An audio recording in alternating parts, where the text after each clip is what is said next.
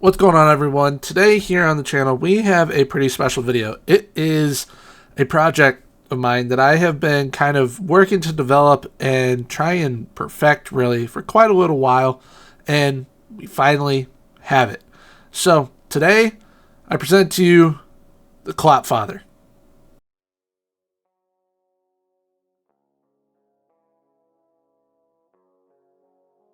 Jurgen Klopp this past season announced he needed a break from football, and with that decision being made, he left Liverpool. In the months that followed, he would travel, take in some Euro games, but more importantly, be drawn back into the world of football way sooner than he anticipated. However, it was not as a manager this time. No touchline shouts to be given or training sessions to coach. Instead, this time, he would become the head of global football for the Red Bull Football Group. Instead of just keeping track of one club and the daily happenings surrounding it, he's now in charge of branches. Red Bull New York, Red Bull Bragantino, Red Bull Leipzig, and of course, Red Bull Salzburg are now his projects.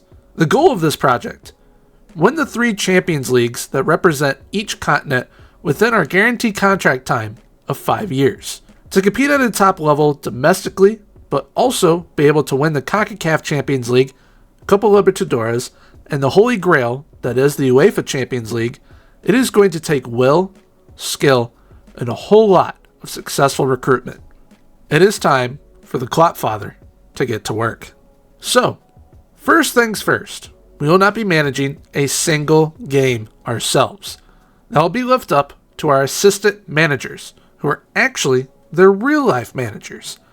They will be kept on through their contract, where there is one simple rule: perform or you are out of a job. Where the Kloppfather takes over is in every other aspect. We will be bringing in the right staff, developing a tactical philosophy for these managers to deploy, as well as signing and helping develop players at each of the 4 Red Bull clubs. Now, we are only going to have about 6 months to instill this new style with New York as well as Bragantino, whereas with Leipzig and Salzburg, we will get a full year to start things off and see what our tactical system is capable of at all levels. One key piece to making this system work will be transfers, of course, which we won't be making any for a single club until January rolls around, so we can gauge what is at our disposal. Another reason for no transfers until January is that if we are to make changes, we want to make changes for the better, not changes just for the sake of change. But with all that being said, let's get into some games, shall we? Bragantino was one of the first clubs that we got to see in action under the new vision of the Kloppfather. They had been getting some pretty good results, but none were more impressive than their 6-1 victory over fellow Brazilian side Botafogo in league play, where Bragantino striker Eduardo Sacha would bag himself a hat trick to seal a convincing win.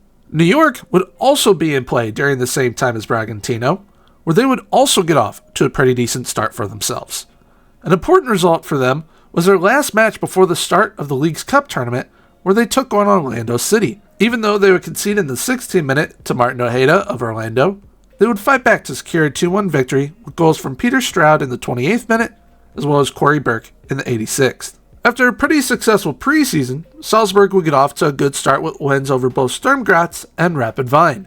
However, the win over Rapid Wien was very impressive due to pushing them aside by a score of 4-1, with goals coming from Amar Dedic, Moritz Kjaergaard, Fernando, as well as a second from Kjaergaard to seal the deal. Then we have Leipzig, who put together a pretty impressive performance just like Bragantino, where they would put up 6 goals against Hoffenheim.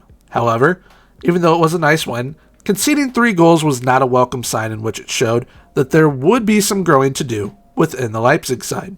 After our initial games, the first big tournament was upon us. That was none other than the North American Leagues Cup, a competition in which it puts the best clubs from the MLS and Liga MX in Mexico against each other for a CONCACAF Champions League spot. Our first game in the group stage saw us take on the New England Revolution, where goals from Julian Hall and Dennis Stranger would help us to a 2-1 victory. Game 2 of the groups would see us take on Liga MX side Pumas, who would see us 2-0 down at half.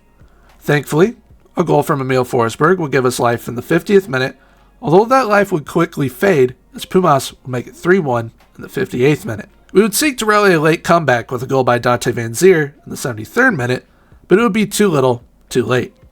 However, despite the loss, with us being in a group of 3, we would see ourselves through to the knockout stages due to 1-goal difference between ourselves and Pumas. New York's East quarterfinal matchup would see them take on the Philadelphia Union, which was a daunting task as they are a high-quality club. They would prove so by taking a 2-0 lead within the first 20 minutes. However, New York would find a reply in the 28th minute to put us within one from winger Lewis Morgan. It would be lots of back and forth until the 77th minute, until Andre Reyes would find the back of the net, and then followed up with the winner as well come the 89th minute, sending us to the East semifinals.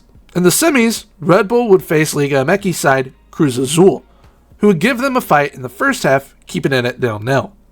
However, in the 59th minute, Dante Van Zier would put New York on the board, followed by a second in the 73rd minute from Elias that would secure an East final appearance against Charlotte FC. In the East final, the Red Bulls would take the lead in the 33rd minute with a goal from Lewis Morgan, but a goal from Charlotte would follow minutes later in the 42nd to make it level at 1-1 heading into the half. Thankfully, with this new Red Bull era under the Kloppfather, this style of football sees us speed up when others slow down. So in the 70th minute, Lewis Morgan would make it a brace for himself and send us through to the League's Cup semifinal. The League's Cup semis would see New York come up against New Age behemoth FC Cincinnati. To make it past them to the final would take everything they have. After all, they barely made it through groups and now find themselves in the League's Cup semis. The first half would end scoreless. However, 66th minute, Elias would find the goal that would put the Red Bulls one step closer to a final. As time was winding down and it looked like a finals place was cemented, Matt Miazga of FC Cincinnati would make it level and send the game to penalties. With 2 misses from Cincinnati and 4 makes from New York, the Red Bulls were finals bound and their date was set with Lionel Messi and Inter Miami. The day of the final had arrived and the stage was set. New York versus Miami at the home of the Dallas Cowboys. Primetime entertainment awaits Red Bull fans who haven't been able to celebrate glory for some time now. The only thing standing in their way of a trophy, Inter Miami and Lionel Messi. Early on, the match was even. However, come the 37th minute, none other than Lionel Messi would put Inter Miami up 1-0 to take the lead before half. Although it was a poor time to concede, Red Bull rallied and added one of their own from Noah Eiley in the 40th minute and added another through a 44th minute pen from Emil Forsberg to have New York up 2-1 at half. Miami would make changes at half, which would see them then equal the game at 2-2 with a goal from Leonardo Campana. However, New York would once again add another through loanee Felipe Carballo in the 64th. Come the 90th minute, it looked as if New York would be champions, and that was drilled home with the dagger from Dylan Nealis in the 91st minute. The New York Red Bulls had become your 2023 League's Cup champions. With the League's Cup now behind us, all 4 clubs have been pushing on with their seasons. How have they all been getting on though? Once again, RB Salzburg was putting together some impressive results. Unfortunately though, they did not qualify for the Champions League, but they did, however, make it to the Europa League as compensation. To make up for their frustrations on missing the UEFA Champions League, they decided to show out and throttle Sturm Graz by a score of 6-1. That match would see Sebsen Baidu, Fernando, Moritz Kjaergaard, and Nicolas Capaldo combining for all 6 of those goals. Bragantino would be wrapping up their season in Brazil and had one last big win in them over a major opponent, that being a 6-0 thrashing of Brazilian juggernauts Fluminense, where Bragantino would feature 6 different goal scorers to showcase just how ready they are to take on South America in the Copa Libertadores next season. Leipzig was just like the others in that they were having good performances, and those scary scorelines seemed to be behind them. One of their bigger wins in this period had come against Club Brugge in the Champions League. Needed a statement win, they got it, with a 5-0 win, a showing that allowed for 5 different goal scorers, showcasing that not only is this high-energy football, but total team football as well. Then we would have New York, who would play host to San Jose on the final day of the regular season, where after having topped the Eastern Conference on points, they would go on to have a pretty straightforward win, with it being 3-0 as goals rained in from Andre Reyes, Dennis Stringer, and Emil Forsberg. And what awaited them next was the MLS Cup playoffs. Now, upon taking over, did we think the Kloppfather would have this big of an impact this soon with a single club? Probably not, as projects take time to get on the right track. However, this New York side was different gravy. They are hungry and ready to take on all of North America after having won the League's Cup, which qualified them for the CONCACAF Champions League. And if they were to win the MLS Cup in the same season, well, that'd be icing on the cake. The first matchup for New York would be against Toronto FC in the Eastern Conference quarterfinals, which would take place over 2 legs. Leg 1 would be played at Red Bull Arena, so having the first leg at home would hopefully be a help. And boy oh boy did it. And what was the most dominant performance of the Red Bull season, they all but ensured an Eastern Conference semi-appearance by trouncing Toronto by a score of 9-0 that included a hat-trick from Dennis Janger. Leg 2 would be held at BMO Field in Toronto, where the Red Bulls would once again thrash Toronto, but this time by a score of 5-0, which included a brace by Lewis Morgan. After winning in the quarterfinals by an aggregate score of 14-0 over Toronto, New York would once again be matched up against the Philadelphia Union. Having home field advantage is definitely a bonus and something the Red Bulls would need to make count once again. With goals in the 12th, 48th, and 62nd minute, the Red Bulls were eyeing the Eastern Conference final until Daniel Gazdag made it 3-1 to give New York a little scare. However, in the 91st minute, Peter Stroud sealed the game to send New York through to the Eastern Conference final, where once again, Lionel Messi and Inter Miami awaited them. Now, having home field advantage has been a big help through the playoffs so far with this Red Bull side, as they have really made it pay off. Thankfully, they would get to play at Red Bull Arena once again for the Eastern Conference final against Inter Miami. So, a hot start will be needed to ensure victory.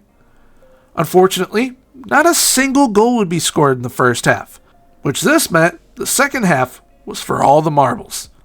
In the 71st minute, the first domino would fall as Dennis Janger would put New York up 1-0, which would be followed by an Elias goal in the 77th minute to make it a 2-0 lead. Come the 94th minute, it would be all but confirmed New York would be in the MLS Cup final as Andre Reyes would add another to make it 3-0 and Messi's Miami crash out at the hands of Red Bull once more. New York were finals bound again, this time a trip out west to take on the Seattle Sounders. When the Kloppfather arrived at the helm, 2 finals appearances for this New York side didn't seem realistic in such a short amount of time. However, this side has proven once you believe, then anything can happen. The craziest thing is that it could happen. Unbelievable form has led New York to this final. Let's just hope they have one more great performance in them to lift yet another trophy. Shortly after the match kicked off in enemy territory, Seattle would find themselves up 1-0. Thankfully, Felipe Carvalho would add a goal in the 17th minute to level it at 1-1. Right before half, Seattle Sounders star Raul Ruidiaz would add one to make it 2-1 Seattle just before half, which is an absolute killer. A talk was had and the 2 sides went back out, but Seattle's plan came to fruition quicker than New York's, as they would add goals in the 54th and 61st minute to make the score 4-1. Was this really how the season would end? The wonder run coming to a crashing stop against the Supporter Shield winners? All hope was not lost, for a new hope had arisen. Seattle, a man down, back on their heels. Time for some balls to the wall football to show what the new Red Bull era is about. Play would start and Elias was flying. He would net a goal in the 84th to bring New York within 2 goals of forcing extra time. Fast forward a minute later, and Elias would make it a brace to bring Red Bull within 1. Surely they couldn't rescue this in such little time. Then came John Tolkien, star left back, to make an impact in added time. Open to Daniel Edelman's left side, he received the ball and blasted it past the keeper to make it level at 4-4. Seattle was tired from the onslaught of Red Bull and just wanted to force extra time at this point. However, after restart, Red Bull would win the ball back and Kyle Duncan would find youngster Cameron Harper down the right flank. Harper would run to the byline where Seattle thought it was to time waste. Harper would drill a perfect low cross to the far post to find a waiting Elias to seal the comeback in the 98th minute of added time and help New York with their first ever MLS Cup in club history. The comeback complete and legends made, the Kloppfather creating magic in just 6 months. And this is only the beginning. So, after New York's incredible league win, the winter break is now upon us. Where do all the clubs sit? Bragantino was the first club to experience the new era of Red Bull, and it helped them to secure a second place finish in the league, which would see them in the Copa Libertadores for next season. With a healthy transfer budget and offloading a few players, this group may just have what it takes to do well enough to at least get to a quarterfinal of the Copa Libertadores and potentially challenge for domestic silverware as well. New York, under the Kloppfather's leadership, has seen the biggest impact so far. Initially, when taking over, New York sat in 4th in the Eastern Conference and 5 points back of Inter Miami, having gone 0-2-3 in their last 5 matches. All of this while also being 10th in the Supporters' Shield race, sitting behind Seattle by 13 points.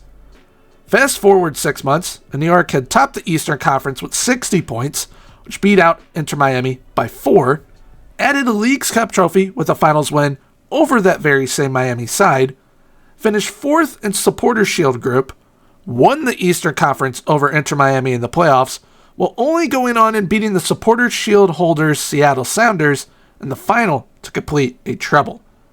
Not too bad for a 6-month effect.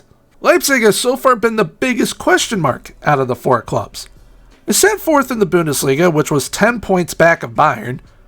We're set for a round of 16 matchup in the Champions League that would see them take on a star-studded Arsenal, and then also found a way into the DFB Pokal quarterfinal, which had essentially become theirs to lose, with no Bayern Munich at this stage in the competition. The question mark comes from league play, though, as they have done well in the DFB Pokal and have done well enough to see themselves through the round of 16 in the Champions League. However, in the league, they just can't show their dominance yet, so a new signing come January may help do the trick. When it came to the European Red Bull duo, Salzburg had for sure been putting on a show. 14-2-0 in league play, sitting top of the Europa League group, and also find themselves in the quarterfinal of the OFB Cup. Having success like that has no doubt attracted attention from big European clubs for some of the players. So hopefully we can hold on to our talent, and if not, finding suitable replacements is a must. Onward to January we go, as the Americas have wrapped their seasons, and Germany and Austria have now headed out for a much-needed break. With Austria on break until February, and with only a few games in the month of January for Leipzig, throughout the month of January, the Kloppfather really got some big-time business done for all 4 clubs, as the Americas were due to start back up soon as well. So, what type of business was done for Red Bull football? There would only be one deal done for Leipzig, which would see them improve their starting right winger by bringing in 26-year-old Marcus Edwards from Sporting in Portugal. Marcus would make an immediate impact after his signing, as he would go on to score in his debut against Bayern Munich and help secure a 2-1 victory. Leipzig would also try for 2 free transfers, but would have to wait for confirmation in the summer to secure both players for next season. Due to impressive play by quite a few players, Salzburg had to fend off plenty of offers. However, one player made it adamant that they be allowed to leave, so their wish was granted. Maurits Kjærgaard secured a move to Juventus. With those funds, it allowed us to make 2 much-needed signings, with one being a replacement and the other being a permanent upgrade at keeper over loanee Janis Blaswich. Our replacement for Maurits Kjærgaard would be none other than Orlando City's Facundo Torres, who has plenty of versatility, playmaking ability, and goal-scoring threat. And at keeper, our permanent upgrade would be Vanja Milinkovic-Savic from Torino, a giant between the sticks and someone who is very dependable. When it came to Bragantino, they would have their Brazilian state tournament starting soon, so business had to be conducted in a quick manner, and it was executed to perfection. On the outs, we had one major sale. That was right back Jose Hurtado to Brentford, which then opened up some new interesting opportunities for recruitment. On the ends, we would have 4 key pieces added and a depth player as well. We would bring in a key attacker in Gabriel Verón from FC Porto, a key striker in John Kennedy from Fluminense, our new starting right back, Wesley from Flamengo, big time improvement in defensive midfield with Pablo Maya from Sao Paulo, and our depth option, Mateusinho from Criciúma, all of whom would play their own important parts in the coming season, both domestically and in continental competition. Now, New York's transfer window was an important one, as with the potential within this squad really shows that they can go far, the transfers needed to be right. There would end up being 3 transfers made, along with 2 trades. Yes, in the MLS, they do trade players, with one trade having a player come in, and another having a player go out. We would bring in depth player Ian Frey from Inter Miami in the re-entry draft. We would sign a free DP, Fernando Beltran, to bolster our midfield. We would add a key defender in Victor Guzman from CF Monterrey and Liga MX. And our trade with the player coming in would be U.S. men's national team player Alejandro Zendejas from LAFC. Our trade out was club captain Kyle Duncan to Orlando City. All the clubs are set to take on the rest of their seasons now. Big time improvements across the board, and hopefully more silverware awaits. Post the January windows for all 4 clubs, not much transpired aside from some pretty good youth intakes for Salzburg and Leipzig, along with domestic cup runs for both clubs as well. Unfortunately, both clubs will exit their respective continental competitions, with Leipzig getting bounced in the Champions League round of 16 by Arsenal, and RB Salzburg getting kicked out by FC Porto in the quarterfinal of the Europa League. However, both clubs would finish their domestic season strong and in big ways. RB Salzburg would go on to dominate the Admiral Bundesliga, solidifying themselves atop the league once again, would also add the OFB Cup to their cabinet as they would complete a domestic double. They would put together quite a decent run in the championship group of their league to secure their league win, as well as have a dominant 4-0 victory in the OFB final over Sturm Graz, as Karim Konate will not just score 1, not 2, not 3, but he would score all 4 goals in that 4-0 victory. Leipzig would go on to finish second behind Bayern Munich, but would still be some ways off of them. Although they knew that growing as a team would be vital over the coming summer to compete with Bayern Munich, they still fought their way to a DFB Pokal final where they would face off against VfL Wolfsburg. Wolfsburg would open the scoring in the 16th minute through Jonas Wind, but in the 21st, a strike from Xavi Simons would pull the game level. The first half would end 1-1, and in the second half, Leipzig would win themselves a pen in the 76th minute where Luis Openda would blast them in front 2-1. Left back David Raum would get on the score sheet in the 93rd minute of added time, helping secure a 3-1 DFB Pokal final win, and once again, more silverware under the tenure of the Kloppfather. Year 1 officially wrapped with 6 trophies from the 4 clubs, and all of them having secured Champions League football for Season 2. Not a bad start for the Kloppfather at all. With the Kloppfather's leadership off to a great start with multiple trophy wins in Year 1, there was the hope that more would be waiting for all Red Bull clubs around the corner. Now, whether those trophies would come domestically or be continental would not only be up to the players' abilities to improve upon the heights hit last season, but also based on recruitment for the European clubs as well as all 4 managers' abilities to ensure the highest quality of football is being played behind the Red Bull badge. Now, with the recent end of the European club seasons, the Americas were already well and truly underway. Bragantino was doing well in domestic competition, as was New York, but the big story so far in Year 2 was the ride that New York took its fans on, which, if this moment is to foreshadow what is to come under the Kloppfather's leadership, we're in for something special. New York had, of course, qualified for the CONCACAF Champions League, but not only winning the League's Cup, but the MLS Cup as well. What was the outlook on this tournament for this Red Bull group, though? They had improved to help ensure they had a decent shot at having a good run come the time of this tournament, so the hopes were for a quarterfinal appearance first time around at least. New York would get things started in the round of 16 against Liga MX club, Club León. Leg 1 would see an incredible performance by Red Bull as they would down Club León at home by a score of 6-1 thanks to a hat-trick from Fernando Beltran. Leg 2 would be at Stadio León in Mexico, where once again, Red Bulls would take care of business and win by a score of 4-2, which ended up making it a 10-3 win on aggregate. After knocking out Club León, another Liga MX club awaited New York by the name of Santos Laguna. The first leg would see neither side score, so we would be heading to the home of Santos Laguna level at 0-0. Shortly after the start of the second leg, Red Bull center back Victor Guzman would fire the back of the net to put us up 1-0 within 12 minutes. Right before half, Santos Laguna would get a goal from Pablo Palacio to tie it up at 1-1, which would also be the final score, and thanks to New York's away goal, the Champions League semifinal awaited. So after surpassing the Kloppfather's goal of making the quarterfinal, the legend, that is Lionel Messi and his Inter Miami side, awaited them in the semifinal. The two sides simply just can't avoid each other. Leg 1 would take place at Red Bull Arena, where New York would be a goal up 12 minutes in through Alejandro Zendejas. New York would add 2 more through Dante Van Zier, until David Martinez would add 1 back for Inter Miami to make it 3-1 by the 33rd minute. Before half, the score would be 5-1 to New York, with the latter 2 goals coming from John Tolkien and Fernando Beltran. Come the second half, Lionel Messi would get on the board, as would Federico Redondo for Inter Miami, but Dennis Jenger would add a 6th goal for the Red Bulls to ensure a 6-3 first leg victory. The second leg would be held in Miami, where Lewis Morgan would get things started 4 minutes in, which was followed by a Dante Van Zier goal in the 29th minute to all but confirm a CONCACAF Champions League final appearance in year 2. Toma Basic and Luis Suarez would each add a goal that would have the tie end up being 9-5 on aggregate in favor of New York. 3 clubs pushed aside to leave the final 2. Who would New York be facing in the final, though?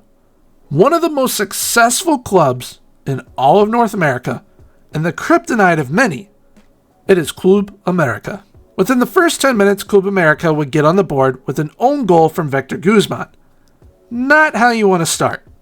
A few minutes later, though, in the 18th, Dennis Jenger would get New York on the board to level things at 1-1. However, the high of scoring wouldn't last long, as Ivan Rodriguez would put Club America into the lead in the 22nd minute. Not much would happen in the rest of the half, yet in the second half is where things got very interesting. New York was everywhere. High intensity, shot creation, chances coming for everyone, yet no goals. That was until MLS Cup hero Elias would net himself a goal in the 63rd minute to bring us level once again. Neither side would score again, which would lead to extra time. One thing New York had due to their style of play compared to others was not just a higher work rate, but more stamina than almost anyone else.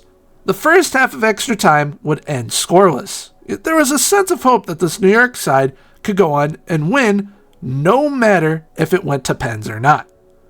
So, as the clock was inching closer towards penalties, Red Bull would find good link-up play through the middle of the pitch, leading to an open Lewis Morgan in the box, who would fire home the Champions League winner in the 119th minute. New York had gone and won the CONCACAF Champions League at the first time of asking, an achievement for the ages under the Kloppfather, who has shown his tactical and recruitment style is some of the best in the world of football.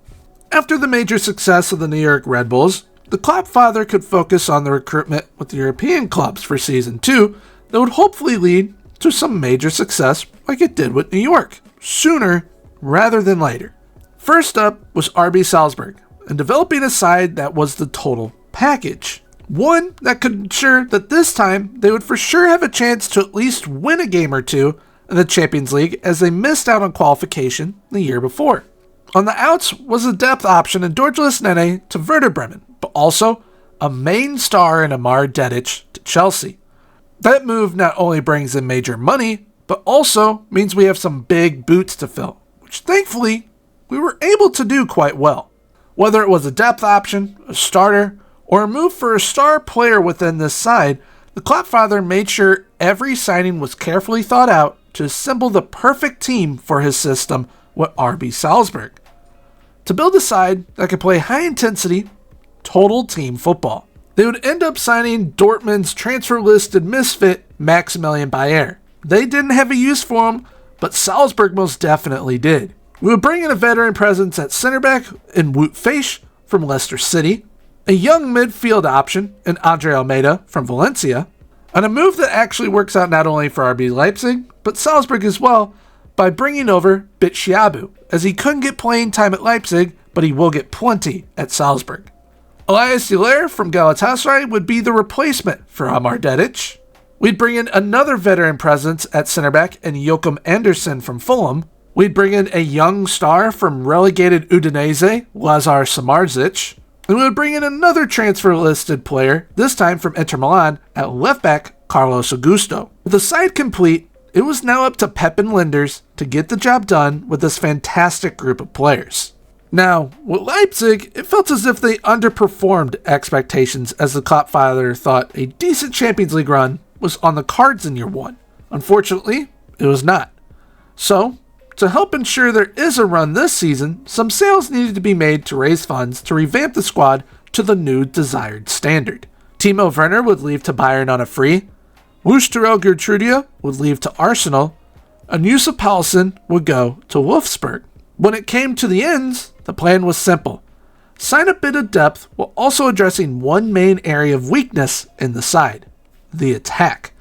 There was one thing the Kloppfather knew this Leipzig side could do if they had the right players, it was score loads of goals. So plenty of options were brought in who had not only loads of talent, but also versatility. Calvin Phillips would be added for depth in midfield on a free for Man City. Dominic Calvert-Lewin would also arrive on a free for depth from Everton. Youngster Augustin Jay from Palmeiras would arrive for right back. A great attacking option would be brought in Jesper Karlsson from Bologna. A young attacking option and Ruben van Bommel from AZ Alkmaar would also be brought in. And with Gulashi getting on in age, we opted for a younger approach by bringing in Philip Jorgensen from Chelsea. Defender depth would also be brought in with Abubakar Sila from Strasbourg, and another youngster at right back would be brought in, and Connor Bradley from Liverpool. But the biggest signing yet was that of striker Victor Gyökeres from Sporting. With these new additions to RB Leipzig, the future looked bright. Hopefully, another domestic trophy was on the cards, and the potential of making it past the round of 16 in the Champions League now seems very likely. Within the time of the Kloppfather revamping both Salzburg and Leipzig squads, Bragantino had been in play both domestically and continentally.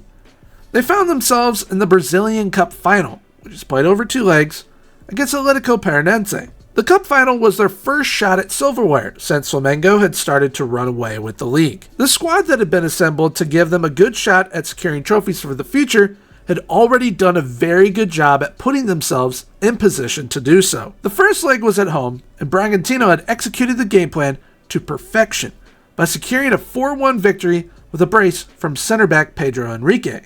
Come the second leg, Atletico had given Bragantino a scare when scoring 8 minutes into the match. But thankfully, Henry Mosquera carried his great season form into yet another match where he would finish off a beautiful set-piece goal, which would end up being all they needed to see out a 5-2 victory and lift the Copa do Brasil as champions. Now, their big test this season was how they would fare in the Copa Libertadores against all the big dogs of South America. Turns out, they were ready to show everyone that they should not be underestimated. The stage went over like a breeze, as they would secure points in each and every game, but were unable to beat Colo-Colo either time, which could have been an early indicator of how their performances would be against big clubs. Once through the group with flying colors, they would match up with Argentine outfit Instituto Cordoba. They would drop the first leg away from home by a score of 2-1, but upon return home, would battle back to 5-5 and go through on penalties. On to the quarterfinals of the Copa Libertadores, and they would find themselves playing fellow Brazilian club Sao Paulo. Once again, the leg was a thorn in the side of Bragantino, as they would find themselves down 3-1 in aggregate heading home. Thankfully, when playing at home, it has become a fortress for Red Bull. With goals from Eric Ramirez and Thiago Borbas, they would once again force penalties and force their way into the Copa Libertadores semifinal. Being one stage away from the Libertadores final, Bragantino must sort out one major problem. They need to win an away game. Going to Colombia to face Millonarios will be no small task, as they are a top-tier club, so Bragantino will need top-tier performances. Leg 1 was, of course, away from home. Bragantino would be up 2-1 at halftime thanks to goals from Gabriel Veron and Henry Mosquera. However, come the second half, Millonarios would level the game at 2-2, and it seemed as if the away win would still avoid them. But cometh the hour, cometh the man, and that moment they needed to secure victory was given to them by striker Thiago Borbas in the 94th minute of added time. Once at home, all things seemed a little calmer despite a spot in the final being on the line. John Kennedy made sure to put all minds at ease with goals in the 9th and 36th minute to help solidify the club's first ever Copa Libertadores final appearance. But not before legendary Colombian striker Radamel Falcao would give scare in the 59th minute to have everyone grinding their teeth until full time. So, Bragantino's long road had led to this, the all-unlikely Copa Libertadores final appearance for this Red Bull side. Their first ever against Brazilian juggernaut Flamengo. This final was to be played out in Paraguay, so no home field advantage for either side. Except Flamengo had one major problem in store for Bragantino. His name was Gabriel Barbosa.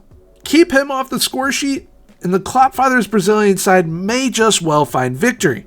The match would begin, and there would not be too long of a wait for its first goal. For in the 18th minute, Henry Mosquera would put Bragantino up 1-0. The game went back and forth for a while, leading to half. A 1-0 lead would leave the Red Bull side confident, yet wary. After restart, Flamengo would make some changes, and come the 50th minute, they would find an equalizer through Carlos Alcaraz. Level at 1, having to fight to earn their way to a win, Red Bull kept on going. When it looked like extra time was destiny, Bragantino found that little bit of energy within the Kloppfather system to give them a boost. Within the 94th minute of added time, two unlikely heroes in the form of backup right back Nathan and backup left back Luan Candido would combine for the game-winning goal to send Bragantino into delirium. Red Bull Bragantino had won the Copa Libertadores at the first time of asking, once again making history for the Red Bull badge, with the Kloppfather at the helm, making it all possible. With the conclusion of the Copa Libertadores, the winter break has arrived, which means the end of the MLS and Brazilian seasons. How have all of the clubs done as a whole so far?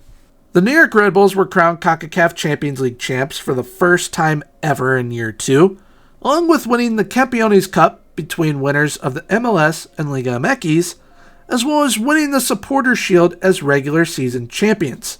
Needless to say, another great season, but it unfortunately ended in the Eastern Conference semifinal against fellow New York club NYCFC. Taking home 3 trophies, though, is a very welcome sight, and one they can be very proud of with a Champions League victory.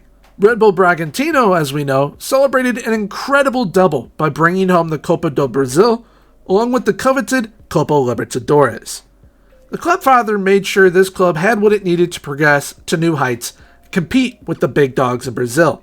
Despite only finishing in 3rd within the league, having a Copa do Brasil and Copa Libertadores now to their name proves they have well and truly arrived on the big stage.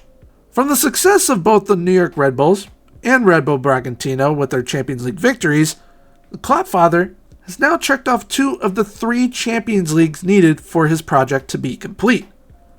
So, with the big-time success of both clubs, the Kloppfather's watch has ended, as he retires from his post with both clubs, and now shifting 100% focus to Europe. And speaking of Europe, how are the Red Bull clubs doing over there? Well, in regard to RB Leipzig, it is leaving much to be desired. After the group of players that have been brought in, it has been very hit and miss on who is producing and when. They set 10 points back of Bayern, finding themselves in 4th, have battled their way to the quarterfinals of the DFB Pokal once again with the welcome sight of no Bayern again, but when it comes to the Champions League, well, it's a mess. 1 win from 6 is less than ideal. However, they're very lucky to only be out of a Champions League playoff spot by 1 point, being in 25th place. Keeping with the Champions League, RB Salzburg is in an even worse spot than Leipzig. Also being on 1 win of 6, sitting in 29th in the league phase, the group assembled for them should have been good enough for them to make it into the knockouts of the Champions League. Which, on paper, it is. So the problem could be the manager at both European clubs. Pep and Linders is already on thin ice with a third-round exit in the OFB Cup after winning it the prior season. So, both Linders and Rosa need a miracle to return to form, or the clubs could be looking elsewhere come the end of January. And speaking of January, this was a very important time of contemplation for the Kloppfather. Does he trust these players and their managers to turn it around? Do they need a new voice? Shall the process be trusted? When it came to Leipzig, they ended up turning it around not only within the league to where they are now in third, but in their final 2 matches of the Champions League, they ended up winning both, securing a little bit of safety for Marco Rosa's job as they qualify for the knockouts, finishing 18th in the league phase. For RB Salzburg's side of things, they also had a slight turnaround. However, it was much less convincing. They would win one of their final 2 games, sneaking into the knockouts, with Pep and Linders thanking his lucky stars that he can live to fight another day. It is now up to the FM gods if the Kloppfather's idea of trusting the process with no transfers and no manager changes was the right call. Shifting focus to the Champions League runs, for however long they may last, both clubs started to get into decent form. And if it could transfer to the Champions League, then maybe there may be a renewed hope in both Red Bull sides. Leipzig would start their Champions League journey off against La Liga icons Athletic Bilbao. Leg 1 would be held at RB Arena, giving Leipzig the early edge, which they would take full advantage of as Luis Openda and Marcus Edwards would get the goals needed to ensure a first leg victory of 2-1 over Bilbao.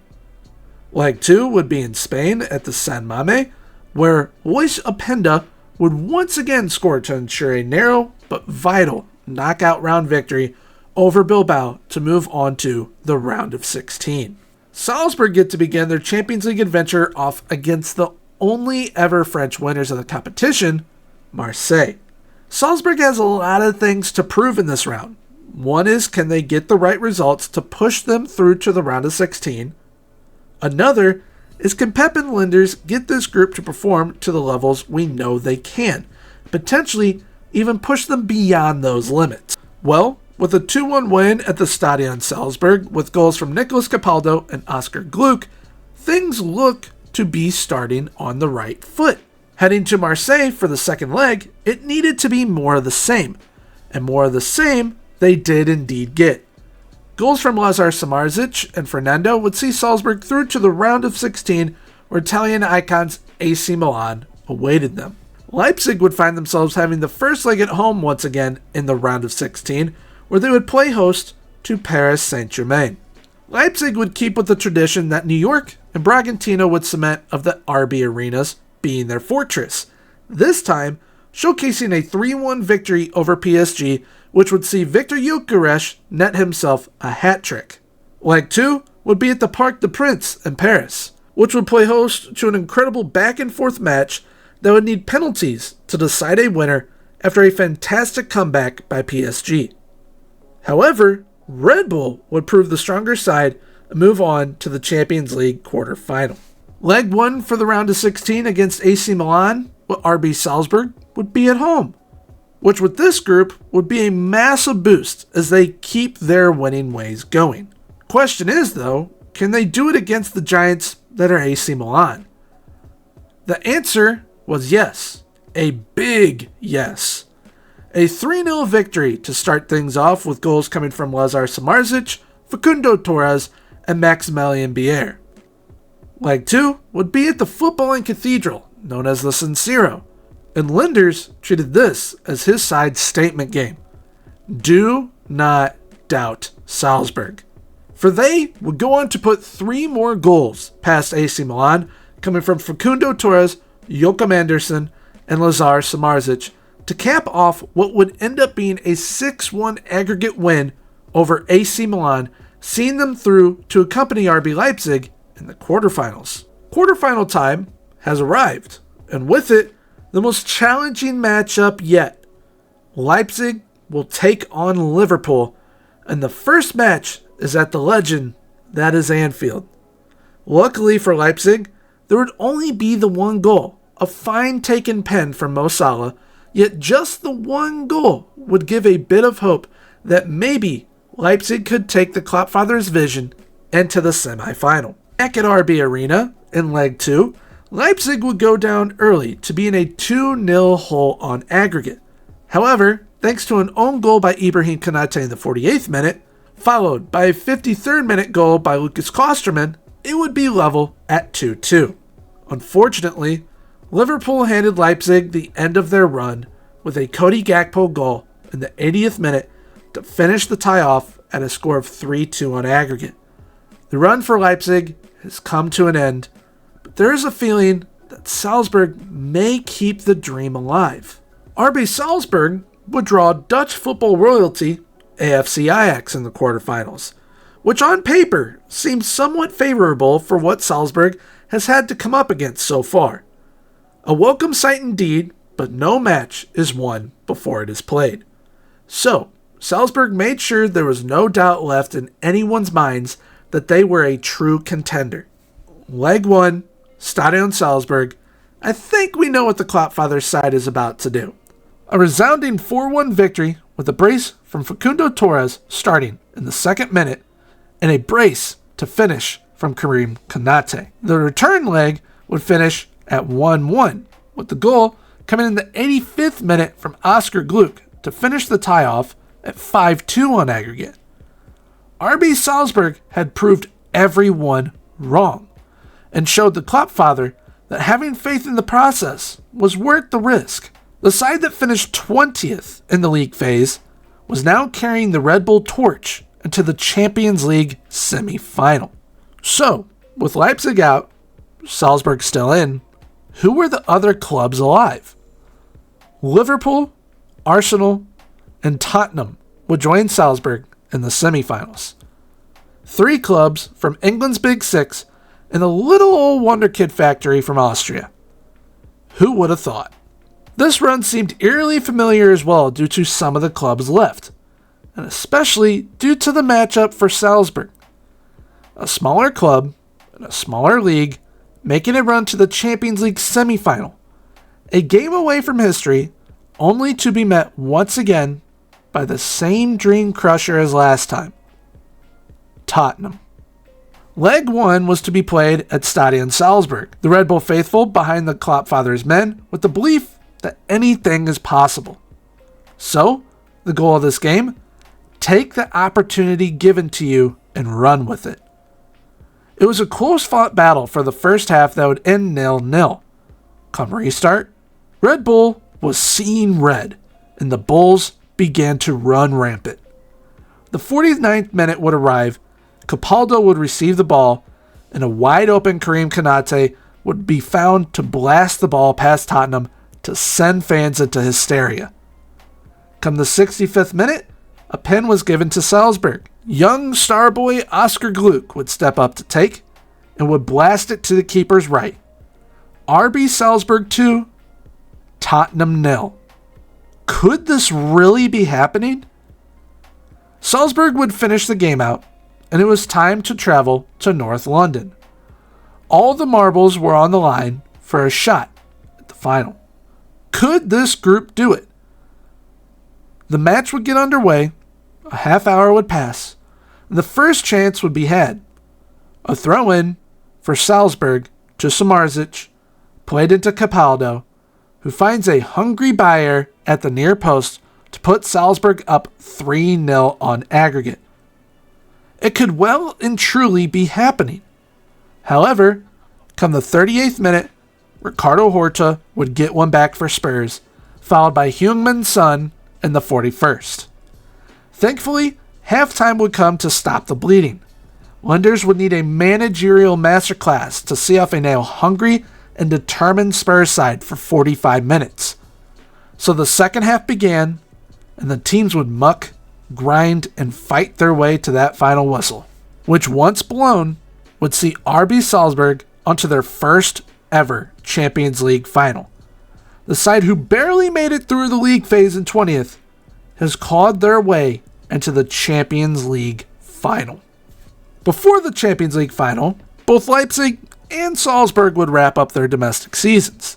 Leipzig would go on to finish second in the Bundesliga, while adding the DFL Super Cup early on top of being back-to-back DFB Pokal champions to go with their quarterfinal Champions League run. Things are looking up for Leipzig, and if there is to be another chance for them to lift that Champions League trophy, the Kloppfather will do all he can to make it so. Salzburg would go on to win their league for the second year running, but miss out on winning the OFB Cup as they had been eliminated pretty early on. However, just being in the Champions League final for sure makes up for that miss domestically. But now, it is time for the Kloppfather and RB Salzburg to play one final game this season. The big one. The Champions League final. After eliminating Tottenham from finals contention, Salzburg had to wait for the verdict on who they would face. After all, it was one of two English giants, Arsenal or Liverpool. Both tough challenges in their own ways, and both proved it in their matchup. They couldn't be separated by regulation or extra time, so their 2-2 tie headed to penalties, which would see Red Bull once again face a North London club. It was Arsenal versus RB Salzburg at Allianz Arena in Munich, Germany. The stage was set, the club's ready. Could the Kloppfather really pull off 3 Champions League wins in one calendar year? It's time to find out. The game kicked off, and immediately you could tell the Salzburg side had it about them to match anyone they played. Back and forth, the match went for 45 minutes with nothing to separate either side from each other. The teams regrouped at half, and they kicked off again 15 minutes later. However, this 45 had a different feeling about it. Shortly after kickoff, Salzburg right back Elias Uller received the ball from fellow countryman Joachim Andersen.